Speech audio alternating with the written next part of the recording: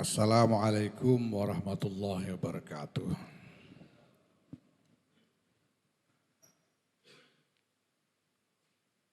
Alhamdulillah, syukurillah, salatu salam ala rasulillah, Sayyidina Maulana Muhammad ibn Abdullah, wa ala alihi wa sahbihi wa mawala.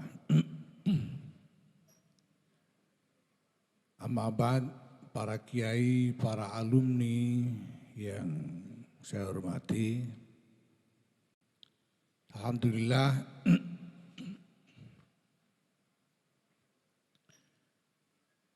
terima kasih sudah datang dan hadir dalam rangkaian Haul Masyaikh Leteh ini,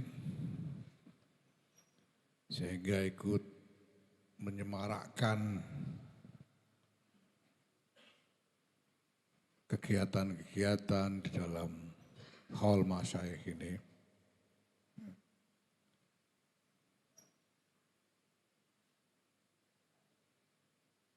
Tadi Kang Sakur menyebut-nyebut tentang sukses Haul. Sebetulnya kalau sukses sebagai kegiatan, kelihatan rame, mendapatkan perhatian masyarakat, dan lain sebagainya,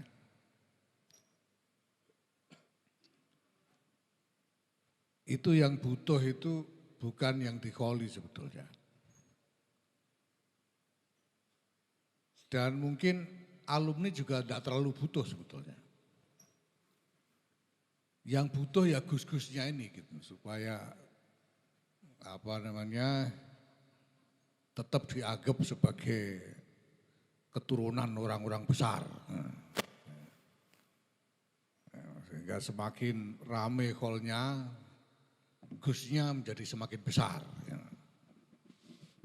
Yang butuh itu gus-gusnya. Dan memang Haul itu kelanjutan dari kebutuhan orang NU untuk melakukan, bahasa Jawa ini konsolidasi. Pengajian-pengajian umum, pertemuan-pertemuan umum seperti biasa kita lihat ini sebetulnya mulainya belum lama. Ini baru mulai sejak NU menjadi partai politik tahun 52. Sampai pemilu 55. Sebelumnya itu yang ada ya majelis taklim kecil, keliling di antara jamaah-jamaah kecil untuk mengajarkan ya segi-segi peribadatan kepada jamaah, itu yang terjadi. Pidato yang membangkitkan semangat, yang menggelegar dan sebagainya itu tadinya tidak ada. Jadi dulu itu sebelum Mbah Kong, Kiai Bisri Mustafa itu menjadi mubalek, itu yang lebih dulu ngajar ngaji keliling itu Mbah Yi, Nyai Ma'rufah Bisri. Ya, jadi ada kelompok-kelompok muslimat ya, yang minta diajar, dan Mbah Yi yang ngajar keliling, ya ngajar pesolatan, ngajar ngaji turutan dan sebagainya itu Mbah Yi. Mbah Kong itu ngaji ya di pondok begini nih.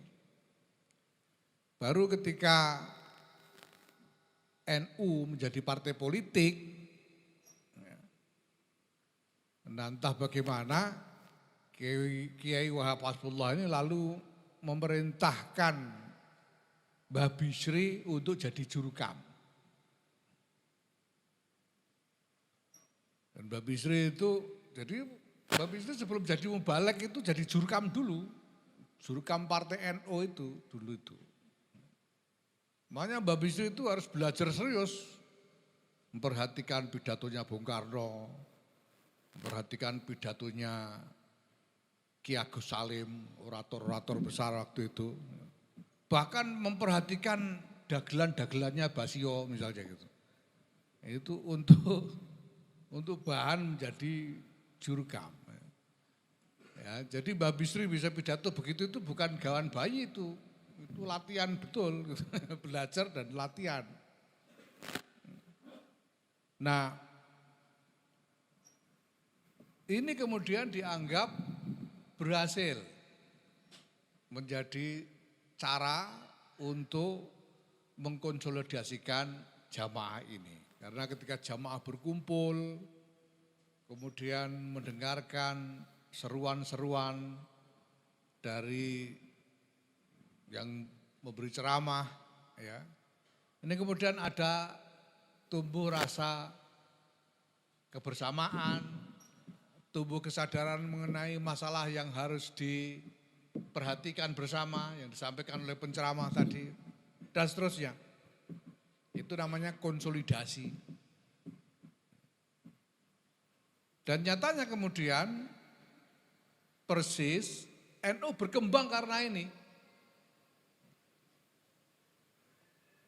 Ya, tadinya itu kan orang melihat NU ini sebagai organisasinya para kiai-kiai besar. Yang orang-orang kecil ini enggak makomnya lah, ikut-ikutan tuh enggak makomnya. Karena dulu itu memang ya ketat, sulit jadi anggota NU dulu itu. Kalau bukan orang alim yang muktabar benar, tidak diterima. Saya punya riwayat dari orang-orang terdahulu yang walaupun sudah alim, belum bisa jadi anggota NU karena belum diakui oleh kiai-kiai yang lain. Itu ada, begitu-begitu dulu itu. Jadi kayak saya ya, kalau kelas kayak saya ini Surapayu blas ya. Jadi anggota NU enggak mungkin bisa diterima. Ya, potongan-potongan seperti sampean ini enggak ada yang bisa jadi anggota NU waktu itu gitu ya. Warna ini organisasinya kiai-kiai sekelas Kiai Hasyim Asy'ari, Kiai Wahab Hasbullah, Kiai Bishir Sansuri, Kiai Maksum Lasem, Kiai Hudori, Magelang, Kiai Fakih, Mas Kumambang, kiai-kiai sekelas itu yang jadi anggota itu. Kalau Rembang ke sini ya selain Kiai Maksum ya minimal Kiai Bisri Mustafa itu kelas minimal. Masih anggota junior sekali.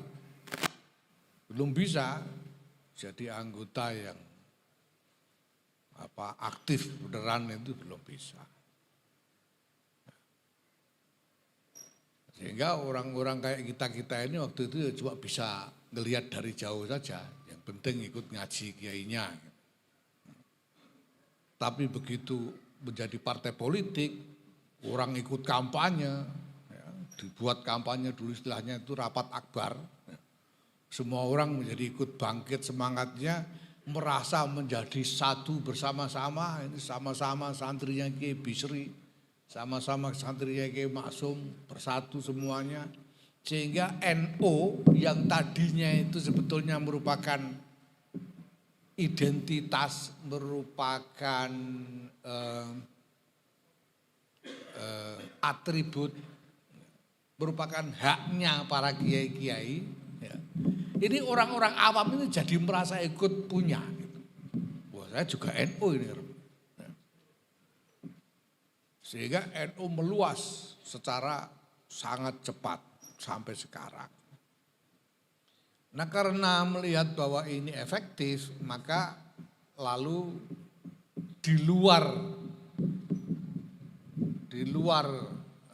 kebutuhan-kebutuhan politik itu dikembangkan, semuanya dibikin rapat akbar. Muludan rapat akbar, Rejepan rapat akbar. Muharraman tak apa. Terus semua dibikin. Lalu belakangan hall juga dibuatkan rapat akbar. Ya, kalau saya tanya orang-orang tua itu sebelum tahun 50-an, bahkan sebelum tahun 60-an mungkin, sebetulnya enggak banyak hall pakai pengajian umum begini. Itu enggak banyak, hall ya paling ya tahlilan di rumah kiainya gitu aja. Nah baru belakangan wah ini efektif, wah, akhirnya dibuatkan rapat akbar. Lama-lama gus-gusnya itu jadi sadar, wah ternyata bermanfaat hall pakai besar-besaran begini gitu. Itu. Karena lalu semakin besar hallnya itu, gusnya itu menjadi semakin wah gitu ya, semakin kelihatan gus gede lah gitu kira-kira gitu. Ya, semakin kelihatan gitu karena yang dikholi besar. Ya sampai lama-lama ya gimana lagi, ini sebetulnya perkembangan yang wajar bahwa kemudian berlomba-lomba membesarkan hall. Sampai kemudian wah dipakai macam-macam, termasuk dipakai untuk tawar-menawar politik. Karena kalau hall pas ada pil-pil begini nih, wah ini bisa ditawarkan kepada calon-calon, gimana kalau pidato di hall saya. Nah, itu lumayan hasilnya itu. Nah, ini terjadi sekarang di mana-mana. Jadi kalau soal sukses membesarkan acara hall itu yang paling untung gus-gusnya sebetulnya. Bukan alumninya, bukan siapa-siapa. Nah tapi jelas kita memang butuh sukses yang sejati dari hall semacam ini. Nah menurut saya sukses yang sejati itu adalah apabila kegiatan hall semacam ini itu pertama bisa menjadi kesempatan untuk para alumni ini untuk saling ketemu, saling bertukar cerita, dan saling belajar lagi satu sama lain. Kalau dulu hidup bareng tunggal bantal di godaan dan sebagainya, ya. Nah sekarang sudah pulang masing-masing, sudah punya tempat sendiri-sendiri di tengah-tengah masyarakat, bisa saling bertukar cerita dan berbagi pengalaman. Saling mengajari satu sama lain. Kadang-kadang kan nasib orang ya kita tidak tahu. Ketok ning pondok biyen kalahan, saiki malah dadi luwih moncer timbang sing menangan gitu loh misalnya. Itu kan ada begitu itu. Nah dengan kesempatan itu, nah mungkin nanti bisa saling mempererat hubungan, bisa saling bantu. Kalau punya kepentingan apa, kira-kira temannya bisa bantu, bisa saling bantu dan seterusnya. Itu menurut saya sukses yang menjadi kebutuhan alumni yang pertama. Nah ada sukses lain yang lebih mendasar, lebih penting lagi sebetulnya, yaitu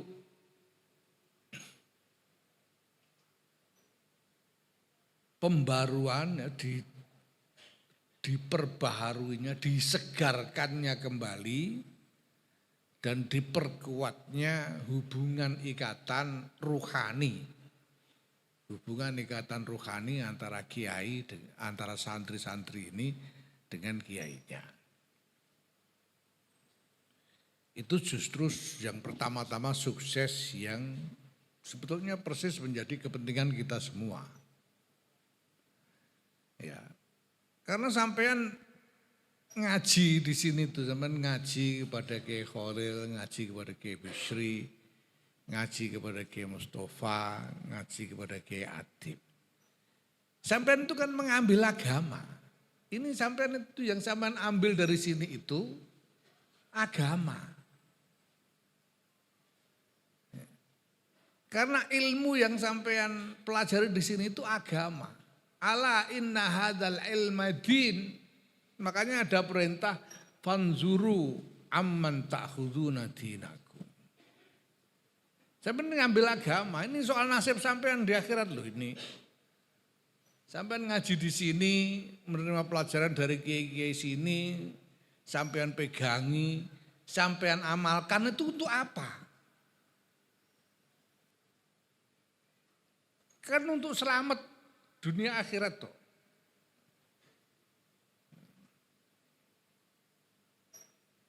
Nah itu artinya ya sampean mempertaruhkan nasib dunia akhirat sampean kepada kiai-kiai tempat sampean belajar itu.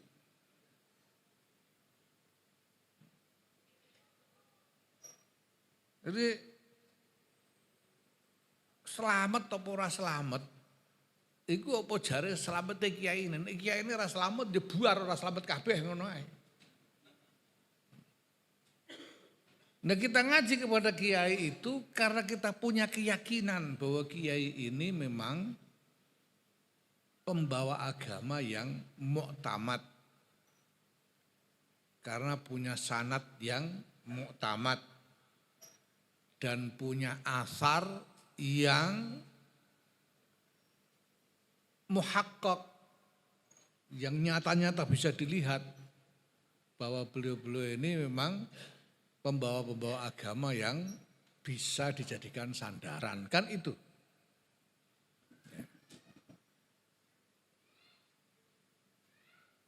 Nah,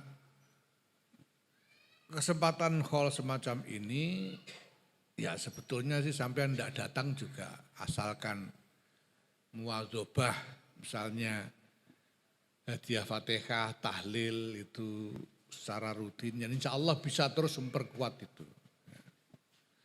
Nah tapi hadir secara fisik begini ini kan ini seperti menuntun hati untuk terus menyambungkan diri kepada masyayikh tempat kita ngaji. Ya ini fungsinya kayak talafut biniat itulah. Ya, sebetulnya enggak talafut juga, hasil aja niat itu. Tapi untuk nuntun hati itu lalu talafut. Nah, para umum yang saya hormati, kita ini menghadapi memang keadaan masyarakat yang kompleks. Yang semakin rumit tatanannya, ya, semakin banyak kelompok-kelompoknya, semakin repot hubungan satu sama lainnya masyarakat sekarang ini. Itu kalau zaman tahun 70-an, kok sampai Kang Sakur berani-berani ikut Golkar, dikoplaki sama Abah itu mesti. Tapi saya kira Abah itu yang menyadari tahun 80-an itu masyarakat sudah lebih kompleks. Makanya dibiarkan aja, paling-paling gremeng, mentolo temen, paling-paling gremeng gitu aja tapi dibiarkan. Nah sekarang apalagi keadaan sudah begini. Dan siapapun yang masuk ke arena publik, arena tempat semua masyarakat bisa melihat, itu pasti tidak lepas dari pro kontra. Apalagi zaman sekarang ini ketika udah pertarungannya sampean ngeluh kalau saya ceritani. Pertarungannya memang rumit. Dia apa boleh buat. Ya. Kalau orang masuk dalam arena publik semacam itu, pasti dia akan menjadi sasaran pro kontra.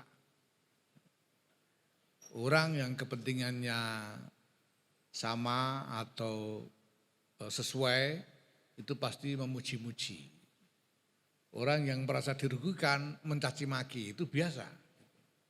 Apapun niat kita, apapun niat kita.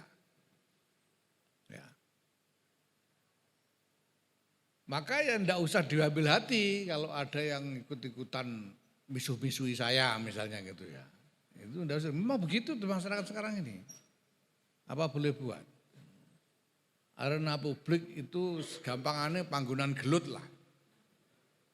Makanya saya bilang sama ibu juga ketika ibu ngeluh iki piye gitu saya bilang.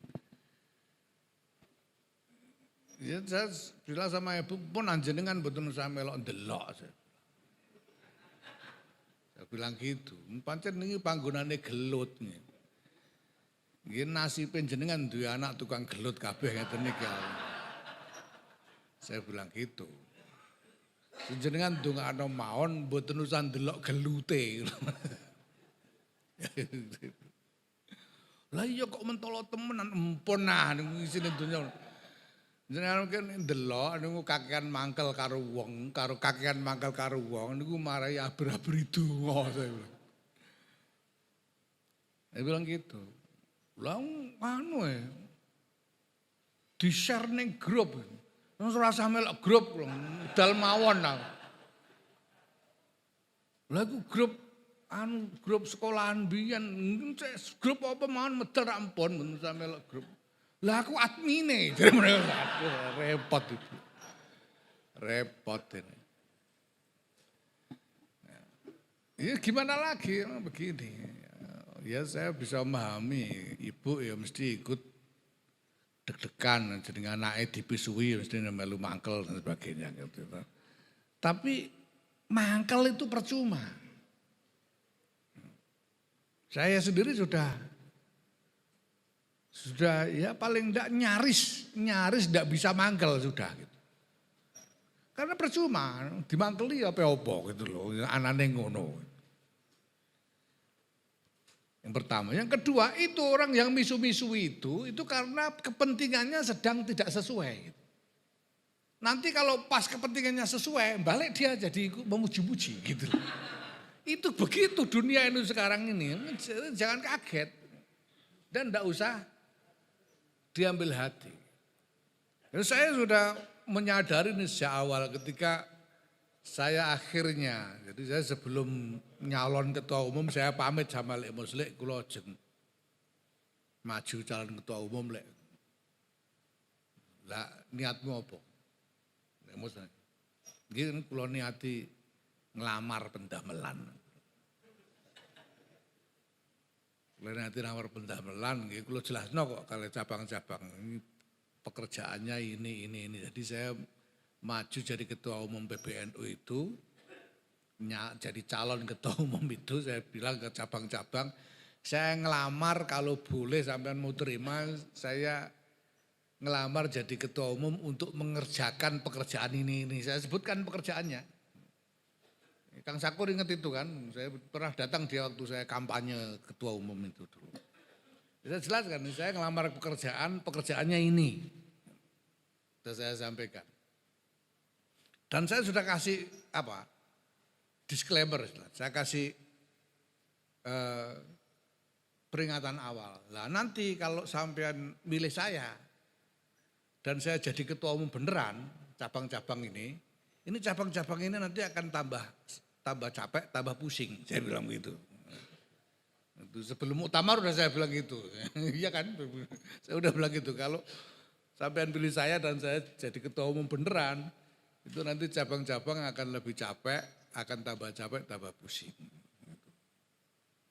Ya, makanya sekarang kalau ada cabang ngeluh, gimana ini sekarang kok jadi pengurus NU repot, banyak urusannya begini begitu ya. Saya coba bilang rasakan akibatnya, saya bilang gitu.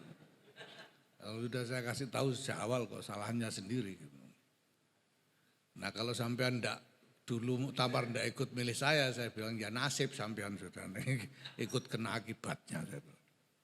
Nah begitu saya tamar saya terpilih, saya matur lagi ke Lek Mus, saya bilang, Lek kula pamit ajeng ndablek 5 tahun saya bilang. Saya pamit ke Lek Mus, saya mau ndablek 5 tahun. Ndablek itu artinya pokoknya saya kerjakan ini. Orang mau bagaimana aja saya tidak peduli. Saya udah janji kok. Udah janji sejak awal saya maju sebagai calon, saya mau kerjakan ini. Ya itu saya kerjakan. Gitu. Orang mau nggak terima, mau protes, mau ini nggak peduli pokoknya ini. Kalau nggak mau, ya silakan ganti saya. Ya, maka kemarin ada yang ngomong MLB, sayangnya yang ngomong pengangguran. Kalau yang ngomong lebih bermutu begitu ya saya perhatikan beneran. Saya silakan, kalau mau MLB silakan. Saya kan ngelamar pekerjaan biasa, orang ngelamar kerjaan diterima habis itu dipecat itu kan di mana-mana terjadi, gitu, biasa. Kalau memang enggak tahan ya sudah ganti aja. Tapi kalau nggak mau MLB ya tunggu nanti muktamar, cari ketua umum yang lain kalau nggak tahan sama saya bilang begitu. Karena saya udah janji sejak awal. Dan memang persis ini yang saya kerjakan, saya tidak mengerjakan yang lain-lain kok. Saya juga tidak mau sekarang disuruh pengajian umum apa kan tidak mau saya. Enggak, saya udah janji ya mau kerjakan ini kok. Makanya enggak usah kan bikin pengajian umum ngundang saya, enggak akan saya mau. Ya. Karena sekarang pekerjaan saya ini khusus. Sekarang saya bilang ke cabang-cabang ini waktunya saya memenuhi janji untuk membuat cabang-cabang lebih capek, lebih pusing. Saya bilang. Karena itu memang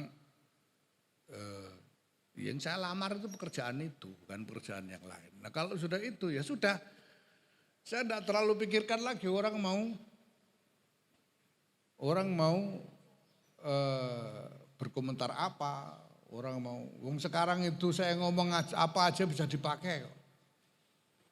Saya itu pidato yang sama ini soal Ba'alwi. Pidato soal Ba'alwi, pidato yang sama ini di tempat yang ini yaitu pidato yang sama lah. Itu bisa dipotong. Dipakai oleh yang anti Ba'alwi untuk menyerang Ba'alwi. Dan pidato yang sama itu dipotong oleh yang pro Ba'alwi untuk menyerang yang anti. Itu bisa sekarang. Mainnya itu udah gitu sekarang. Jadi percuma dipikirin teman-teman itu percuma. Ya. Nah, ini keadaan kita sekarang. Nah, kepada teman-teman para alumni ini ya saya ingin berbagi aja kenyataan ini supaya menjelaskan semua yang masuk ke arena publik ini, arena kepemimpinan masyarakat, ini yang sampai hadapi nanti. Sampai mau jadi mubalek, mau jadi pengurus NU, mau jadi apa itu ini nanti yang akan sampai hadapi. Kalau sampean mubalek yang ngomong nadanya begini, wah ini sampai nanti akan dipuja-puja, luar biasa, hebat pernyataan Kiai Syakur tegas, nanti alangkah tawaduknya, wah gitu. Itu kalau yang cocok, kalau yang nggak cocok dimaki-maki, Kiai kurang kerjaan, dan seterusnya itu pasti begitu. Lihat itu di internet itu isinya begitu. Itu resiko ketika kita masuk ke arena publik. Gitu. Nah, kalau sampean tidak sedang meniti jalan menjadi politisi, tidak perlu dipikir. Kalau sampean tidak sedang mengincar jabatan politik, ya. Begitu-begitu itu tidak usah dipikir. Nah, kecuali kalau sampai mengincar jabatan politik, nah ini penting dipikir ini. Karena sekarang apa-apa coblosan toh, rating, elektabilitas gitu. Nah, ini perlu dipikir, sampai harus punya pasukan yang bisa mempengaruhi orang banyak supaya positif kepada sampean itu kalau politik. Ada enggak ini politisi di sini? Ya. Itu gitu, kayak Anies itu sekarang penting dia itu berusaha menggalang supaya orang-orang bersikap positif. Karena dia butuh coblosannya itu loh. Ya. Nah kalau sampai enggak sedang mengincar jabatan politik seperti itu, ya tidak usah dipikir, kayak saya ya tidak usah pikir. Urusan saya dengan 548 cabang plus 38 PW sudah.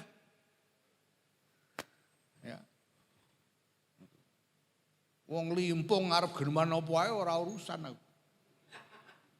Wong wira desa arep miso-miso ya ben. Sing penting 548 cabang dan 38 wilayah ini bisa saya kelola. Itu aja saya. Karena saya tidak butuh rating dan lain-lain, jadi tidak saya pikirin. Apalagi kalau sampean ini orang yang memang mau mengajar masyarakat. Apakah sebagai mubalek, sebagai kiai yang mengajar, sudah jangan dipikir. Orang mau setuju, asalkan yang sampean betul-betul setia pada ilmu sampean, ya sudah. Itu kan sudah diterangkan bahwa soal orang seneng gak seneng itu tergantung di dalam ibadah ya. Ketika kita sedang menekuni ibadah, itu apakah orang melihat ibadah kita sebagai sesuatu yang positif atau negatif? Itu sebetulnya tergantung niat kita sendiri. Gitu. Menurut Imam Ghazali begitu. Karena ada ayat innalladzina amanu wa amilus solihati saya ja'alu lahumur rahmanu wudda. Imam Ghazali menerangkan kalau memang dia itu beramal karena iman, alladzina amanu wa amilus solihati saya ja'alu lahumur rahmanu wudda. Orang itu enggak usah diakali pasti senang. Tapi kalau ibadahnya itu campur-campur niat-niat yang lain, apalagi niat supaya dianggap kiai, niat dianggap keramat misalnya begitu itu ya itu enggak jaminan, enggak tanggung ya. Ya kalau di pisu-pisui orang, dirasani orang ya jangan sambat. Wah ibadah sudah sungguh-sungguh, saya jaga betul kok masih dirasani. Ya ibadahnya pengen karena berharap mendapatkan pujian orang ya malah dapat sebaliknya. Kira-kira begitu. Nah untuk khusus ini saya sebagai wakil dari pengasuh kepada alumni. Ya. Saya ingin menularkan apa yang diwelingkan, yang dipesankan oleh kiai saya, Kiai Ali Maksum kepada saya. Ada dua hal. Ini karena dalam konteks gimana ya, Kiai saya ini putunya Kiai Bisri, gimana lagi, puturnya Kiai Bisri, anaknya Kiai Khalil. Sama jangan meri, memang Gus gede saya ini. Jangan meri. Dan Kiai Ali itu tahu itu sehingga sampai-sampai beliau itu waktu masih kecil saya kelas 2 SMP. Beliau panggil saya waktu saya awal-awal datang ke Krapyak. Beliau panggil. Beliau bilang, kowe wajib parek karo aku. Mergo mbiyen aku iki parek karo mbahmu. Mimbabi birril waliden niku kowe kudu parek karo wong sing parek karo wong tuamu senajan wong tuamu wis ora ana. Kembali begitu. Itu bagian dari birril waliden. Ya karena saya masih kecil, saya itu takut sama Mbah Ali itu dulu. Apalagi sama Abah aja takut saya. Itu enggak berani ngomong kalau enggak ditanya, kalau enggak disuruh saya enggak berani ngomong. Jadi saya mau sowan sama Abah itu juga disuruh. Terus gue nganggur-nganggur mlebu dalem ngono, nyapu-nyapu ta apa. Abah itu bilang begitu dulu. Ya, tapi saya enggak berani, takut saya. Enggak berani deket-deket. Tapi begitu itu kalau ya sampai nyaris 2 minggu sekali Mbah Ali itu nimbali saya.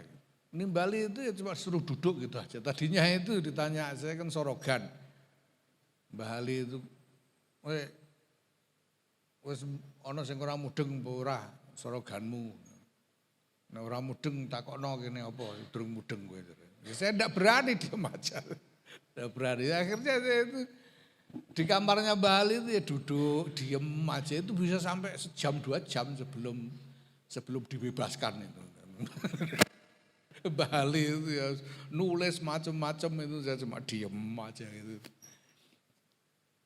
Nah akhir-akhir jadi Mbah Ali itu saya kira Mbah Ali itu ingin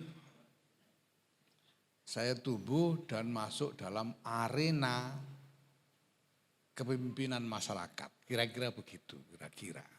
Paling enggak harapannya Mbah Ali itu begitu paling enggak.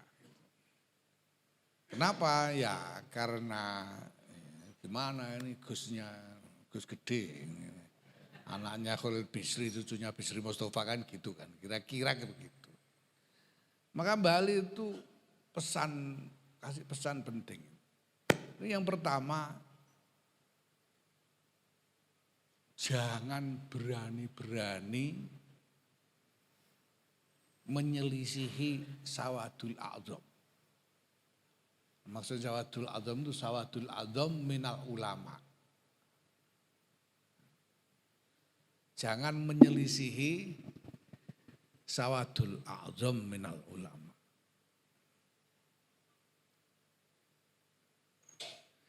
Walaupun jadi kalau ulama itu sudah Sawadul A'zam minal ulama itu sudah condong kepada sesuatu. Ya itu sampean setuju gak setuju, seneng gak seneng, jangan dilawan. Ikut aja. Karena Sawadul A'zam itu bahaya. Sawadul A'zam itu malati. Kanjeng Nabi itu karena ya, namanya benar apa enggak benar itu kan sesuatu yang relatif yang kadang-kadang kita enggak ngerti. Sejatinya seperti apa itu enggak nyampe kadang-kadang karena ilmu kita juga terbatas. Maka kalau Kanjeng Nabi mengatakan la tajtabi ummati ala dolalatin, itu pasti ada rahasianya di situ. Dan kalau ada Kanjeng Nabi dawuh idza wajadtum khilafan fa'alaikum bisawadil a'zam, itu pasti ada rahasianya dan diterangkan oleh para ulama kiai kita bahwa as-sawadul a'zam dimaksud di situ adalah as-sawadul a'zam minal ulama. Nek wong goblok-goblok ora usah diitung. Sing diitung sing alim-alim itu diitung. Jadi jangan berani-berani menyelisihi Sawadul A'zam karena itu malati. Bali sih cuma mengatakan begitu, tapi lalu saya lihat-lihat dalam berbagai riwayat orang-orang yang kita tahu, ya itu memang betul. Banyak orang-orang hebat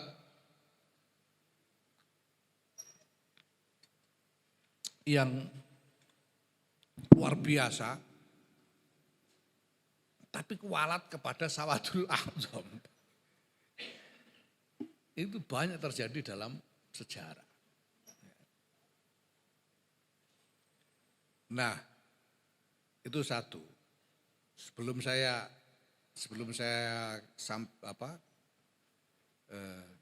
jelaskan akibatnya, saya sebutkan yang kedua dulu, weling yang kedua. Jangan jauh-jauh dari NU. Ini welingnya Mbah Ali. Jangan jauh-jauh dari NU. Walaupun bukan pengurus. Walaupun tidak jadi pengurus, jangan jauh-jauh dari NU. NU yang dimaksud di sini ya Jam'iyah itu, Jam'iyah Nahdlatul Ulama. Jam'iyah itu wujud yang paling terlihat ya pengurusnya.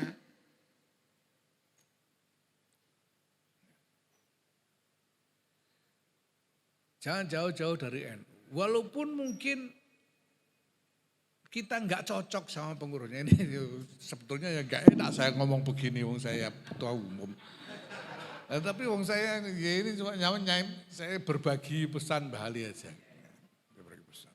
Orang tahu lah dari dulu itu saya juga tidak selalu sependapat dengan pengurus-pengurus yang lalu juga. Ya. Tapi pesannya Mbah Ali itu jangan jauh-jauh dari NU. Jangan purek, apalagi purek sama NU itu jangan. Gitu. Jangan. Mbah Ali kan begitu. Pesannya Mbah Ali itu ada 5. Al-ilm wa ta'allum binahdlatil ulama. Al-ilm wa ta'allum binahdlatil ulama. Atau fi nahdlatil ulama. Kemudian al-amal binahdlatil ulama. Kemudian al-jihad binahdlatil ulama. Kemudian as-sabru binahdlatil ulama. Dan yang kelima itu as-siqatu binahdlatil ulama. Gitu. Sikohnya itu karena apa? Karena Sawadul A'zam tadi. Wong NU ini semuanya berdasarkan Sawadul A'zam. Saya jadi ketua umum ini kan Sawadul A'zam minal cabang-cabang itu kan. Nah, maka ini diwelingkan kepada Mbah Ali. Kenapa konsekuensinya itu? Konsekuensi Mbah Ali bilang, ojo ini semua jangan sampai dilakukan ya. Mbah Ali bilang, mudah hilang kiadamu. Konsekuensinya itu kalau menyelisih Sawadul A'zam atau menjauhi Nahdlatul Ulama, itu konsekuensinya itu kehilangan qiyadah. Qiyadah. Qiyadah itu apa? Bobot kepemimpinan. Kesempatan kepemimpinan itu hilang. Ini Mbah Ali ya. Ya. Nah saya sebagai Gusnya Pondok Leteh ini tentu berharap bahwa dalam ukuran apapun penjenengan semua ini, para alumni ini masing-masing punya peran kepemimpinan di dalam masyarakat. Soal besar kecilnya, seberapa ukurannya, tidak masalah. Yang penting punya peran kepemimpinan di tengah-tengah masyarakat. Ya. Nah, maka saya anggap pesan ini relevan untuk teman-teman alumni sekalian. Ya, yang pertama, jangan menyelisih Sawadul A'zam. Dan yang kedua, jangan menjauh. Jangan jauh-jauh apalagi menjauh dari Nahdlatul Ulama. Walaupun mungkin ada sesuatu yang lain yang lebih menarik.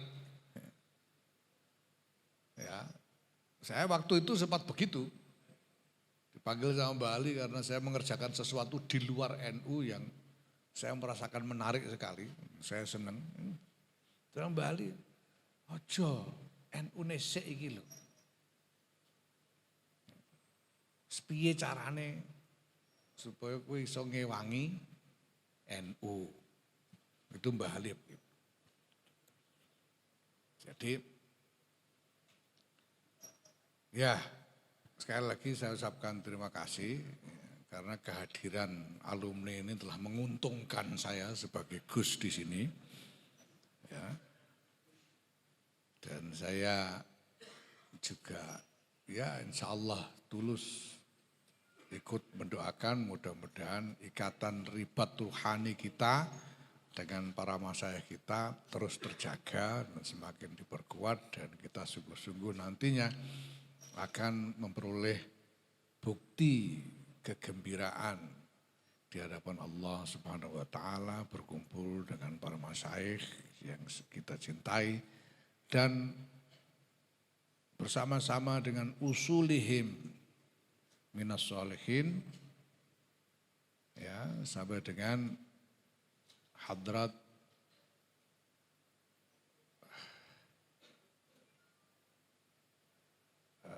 Sayyidina Rasulullah Muhammad sallallahu alaihi wasallam. Wallahul muwaffiq ila aqwamit thoriq. Wassalamualaikum warahmatullahi wabarakatuh.